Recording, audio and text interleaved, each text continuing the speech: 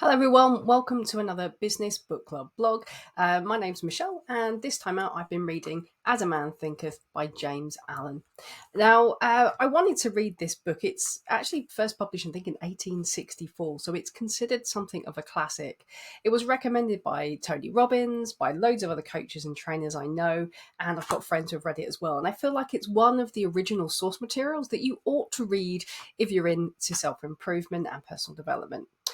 Um, so the book by James Allen, this one actually consists of two essays. So you've got As a Man Thinketh, which is kind of the original one, and The Mastery of Destiny. I'll mostly talk about As a Man Thinketh.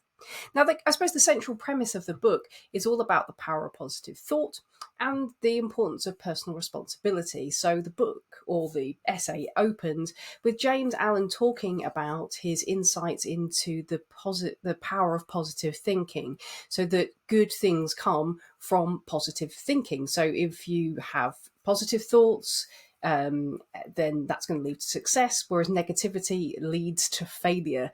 He does this in a few ways. One, he talks about the power of thinking in the first instance, but he then also goes to talk about how this might be applied to other areas. So he says your thinking also shapes your character as well. And that not only is this change possible, but it's actually within our direct control to forge our character. He also goes on about how your mental state can change your circumstances, particularly as well. He almost describes it like a form of alchemy, where your thoughts create your life. So if you've got positive thoughts, it can manifest changes in your external world.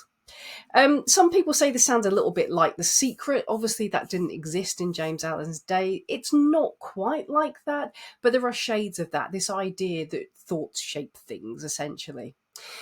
He also talks about how this affects your body as well, that no one can have a healthy body and be in good health and good mind if you don't have positive thoughts as well. And he believes that if you have negative thoughts or you don't take personal responsibility, this affects your physical form as well. So in terms of, I suppose, your fitness in the most straightforward sense, but also your well-being and your health as well. He believes it can combat illness as well as enhancing your vitality as well. And then he also talks about the importance of having a sense of purpose and achievement. So he suggests we should all know a why, which is something I'm very passionate about, and to set yourself a lofty goal. And one of the interesting books is of the idea of this lofty vision or lofty ideals, talking about painters and sculptors and creators of people who just imagine things much bigger than other people, and how that these are the makers of the world around us.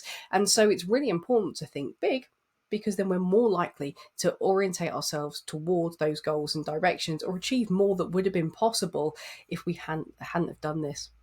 And finally, he places a great value on inner peace and serenity, and talking about having positive thinking and a calm mind as the real pinnacle as showing mastery of your thoughts and well-being. For me, the book is quite repetitive. I feel like each chapter has the same point, and it just makes it over and over again, but using different words. So it feels a bit more like a manifesto for positive thinking than it really does like, I don't know, an instruction manual. These days, you've got books that cover the power of positive thought, but with much more tangible examples and with much more workable exercises that you can do. Whereas James Allen, I suppose, is a poet and philosopher, so I suppose he's got the theory, the words and ideas, but there's not very much in practical terms you can do with it. But the principles and ideas are good. As I was reading through the book, as I said, published, late in the 1800s or popularised in the early 1900s, the language makes it a bit of a tough read. It's not as readable as modern books would be, as you would expect.